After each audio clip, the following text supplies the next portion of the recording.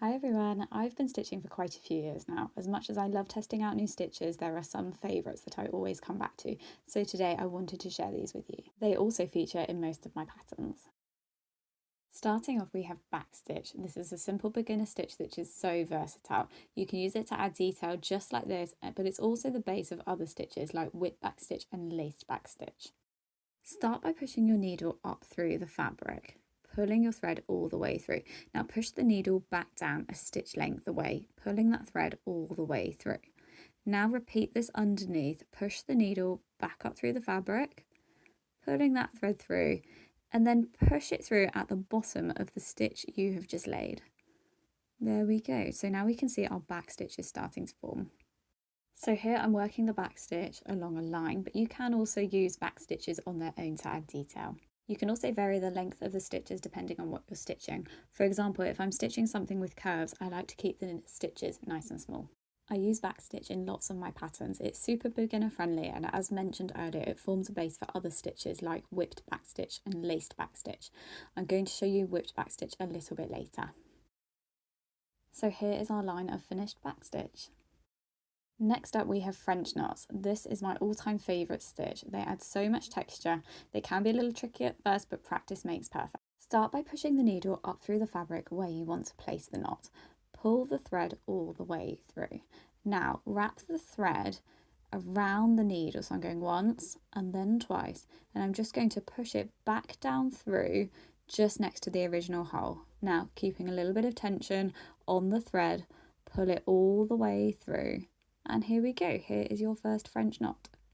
As I mentioned just now, practice makes perfect with these, so let's stitch a couple more. So pulling that thread through, then wrapping it once and then twice round the needle, pushing it back through, and then gently pulling your thread to form your second knot. And we'll do one more for good measure, so bringing your needle up through where you want to place the knot.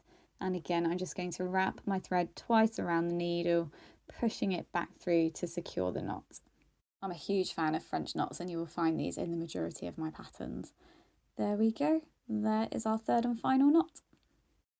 Next up, we've got a really pretty stitch called woven rose stitch. I've used it here to stitch this hydrangea.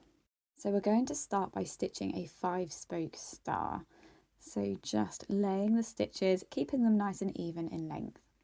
This is going to form the base for our woven rose stitch. Once we've finished stitching the star, we're going to start weaving the thread.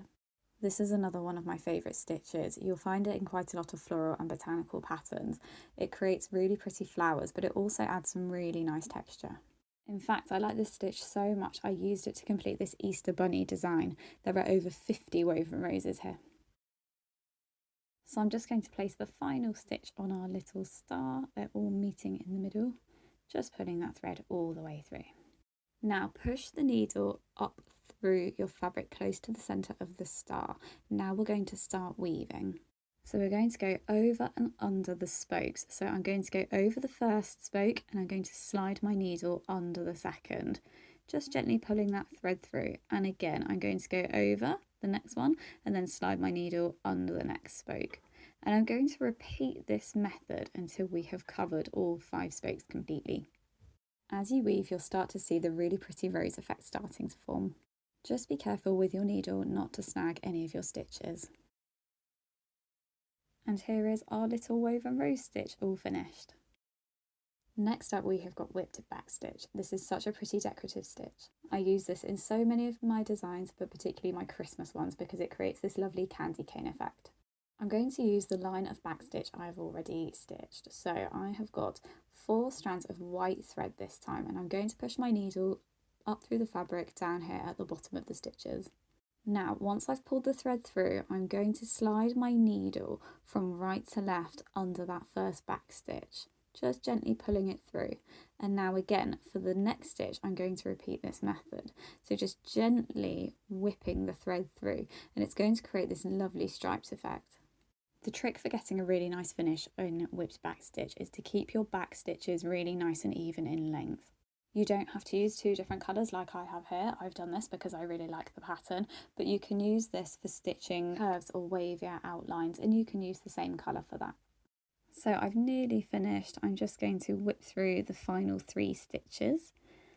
There we go, final one going in. And now to finish this off, I'm just going to push my needle back down through the fabric, and I'm just going to tie the thread in a knot on the back. And here is our finished whipped back stitch. Which one of these stitches will you be trying? Let me know in the comments. Thank you so much for watching. Happy stitching!